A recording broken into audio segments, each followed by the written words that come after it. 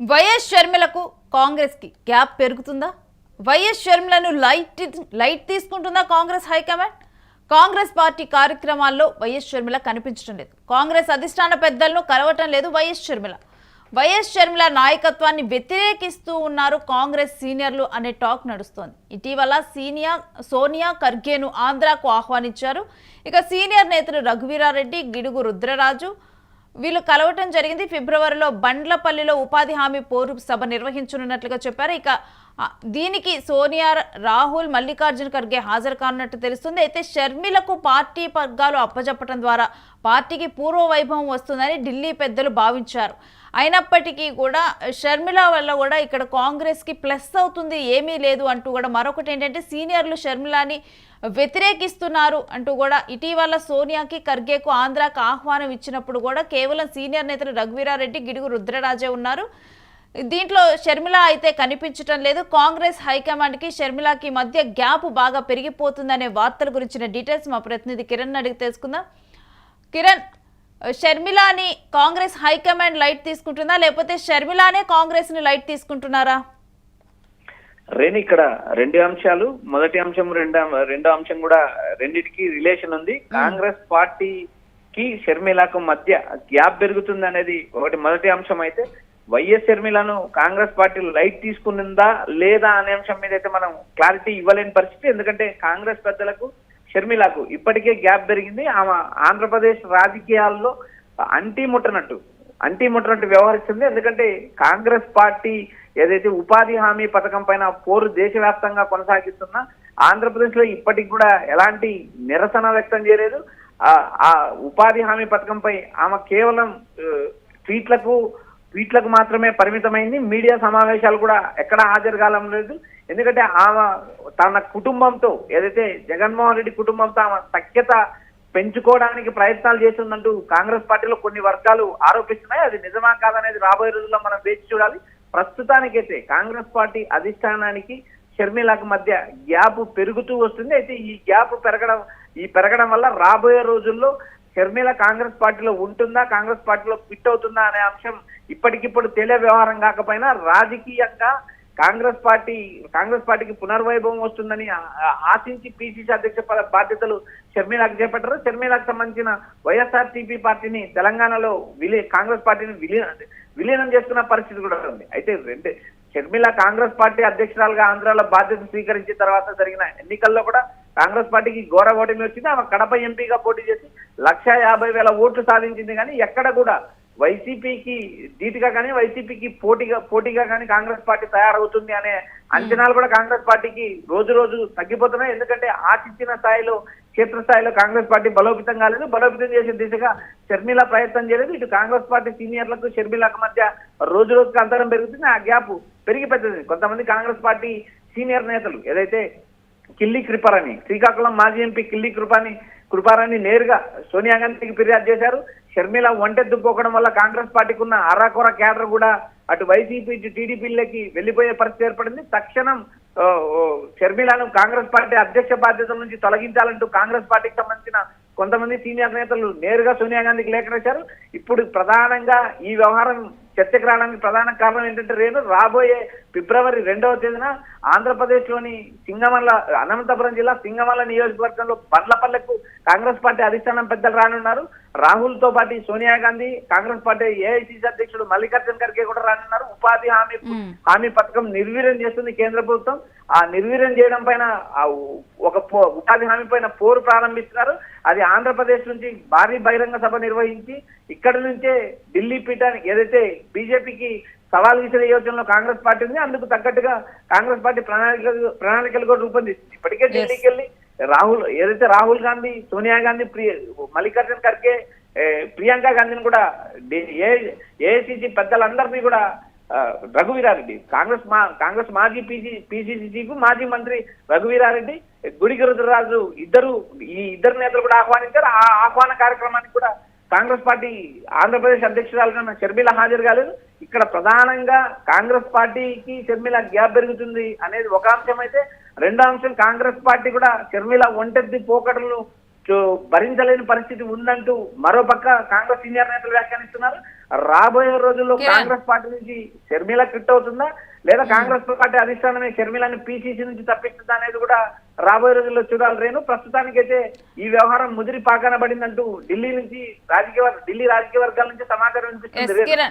అంటే వైఎస్ రాజశేఖర్ రెడ్డి కుమార్తెగా కాంగ్రెస్ పార్టీకి పునర్వైభవం తీసుకొని వస్తుంది వైఎస్ షర్మిల అంటూ కూడా తన్ని పిసిసి చీఫ్ గా నియమించారు. అయినప్పటికీ కూడా సీనియర్లోకి యాక్సెప్టెన్స్ లేకపోవటానికి అంటే కాంగ్రెస్ పార్టీ ఇప్పుడు పునర్వైభవం దిశగా కూడా అడుగులు వేస్తూ ఉంది. ఈ క్రమంలో మనం కాంగ్రెస్ పార్టీలో చూసుకుంటే సీనియర్ వాళ్ళకే పదవులు దక్కటం కానీ ఈ రకమైన చూస్తూ ఉంటాయి. ఈ రకమైన ధోరణి కాంగ్రెస్లో కొనసాగుతూ ఉంటుంది.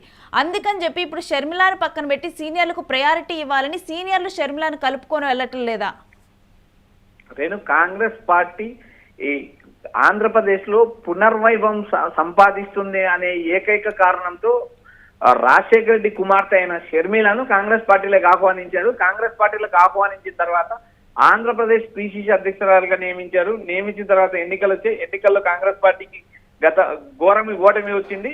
అనుకున్న స్థాయిలో డిపాజిట్లు కూడా దక్కని సీట్లు కూడా ఉన్నాయి. కాబట్టి ఈ కాంగ్రెస్ పార్టీ అధిష్టానం ఆశించిన మేరకు కాంగ్రెస్ పార్టీని క్షేత్రస్థాయి నుంచి బలోపేతం చేయడానికి షర్మిల ఎలాంటి ప్రయోగాలు చేయలేదు, ఎలాంటి ప్రయత్నాలు చేయలేదంటూ ఇప్పటికే హైకమాండ్ వద్ద పలు నివేదికలు ఉన్నాయి. అదేవిధంగా కాంగ్రెస్ పార్టీకి సంబంధించిన కొంతమంది సీనియర్ నేతలు షర్మిల ఒంటెద్దు పోకడ వెళ్తుంది, ఏకపక్ష నిర్ణయాలు తీసుకుంటుంది, సీనియర్ నేతలు ఎవరిని కలుపుకుపోవడం లేదంటూ తీవ్ర విమర్శలు కురిపించిన విధానం కూడా ఉంది. అయితే కాంగ్రెస్ పార్టీ సీనియర్ గా ఉన్న పల్లం రాజు కావచ్చు, లేకపోతే చింతామోహన్ లాంటి సీనియర్ నేతలు, ఏదైతే రఘువీరారెడ్డి, మరికొంతమంది నేతలు, ఇలాంటి నేతలందరినీ సలహాలు సూచనలతో ముందుకెళ్లాల్సిన షర్మిల ఒంటెద్దు పోకడతో వెళ్తుందంటూ కాంగ్రెస్ పార్టీ అధిష్టానం ఆమె పైన నజర్ వేసింది. అయితే ఇక్కడ షర్మిల వ్యవహారాన్ని మనం గమనించినప్పుడు వ్యూహాత్మకంగా షర్మిలనే కాంగ్రెస్ పార్టీ హైకమాండ్ కు దూరంగా ఉందా లేదా కాంగ్రెస్ పార్టీ హైకమాండే షర్మిలను దూరం పెడుతుందా అనే అంశం మాత్రం ఇప్పుడు తెరపైకి వచ్చింది. ఎందుకంటే షర్మిల భవిష్యత్తు రాజకీయాలను మనం పరిశీలిస్తే ఆమె కాంగ్రెస్ పార్టీలో ఉంటుందా ఉండదా అనే ఒక చర్చ బలంగా జరుగుతుంది.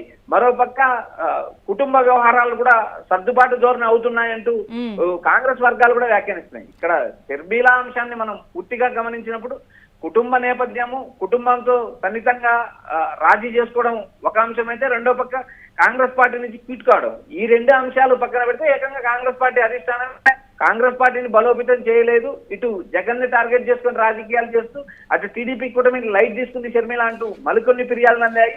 వీటిని అన్నిటి మీద పరిశీలించిన అధిష్టానం చర్య తీసుకుంటుందా లేక పొమ్మన లేక షర్మిలనే పొగబడుతుందా అనేది రాబోయే రోజుల్లో చూడాలి. రేపు ఇప్పుడు కిరణ్, ఇప్పుడు ఉన్న పరిణామాలను గనక చూస్తే ఒకవేళ కాంగ్రెస్ నుంచి గనక ఇన్ ఫ్యూచర్లో గనక షర్మిల బయటకు వస్తే తన భవిష్యత్ ఏంటి? ఎందుకంటే తను పెట్టిన పార్టీని కాంగ్రెస్ లో విలీనం చేసింది. కాంగ్రెస్ నుంచి బయటకు వస్తే కూటమిలోనైతే తను జాయిన్ అవ్వలేదు, ఇక మిగిలింది అన్న పార్టీ మాత్రమే.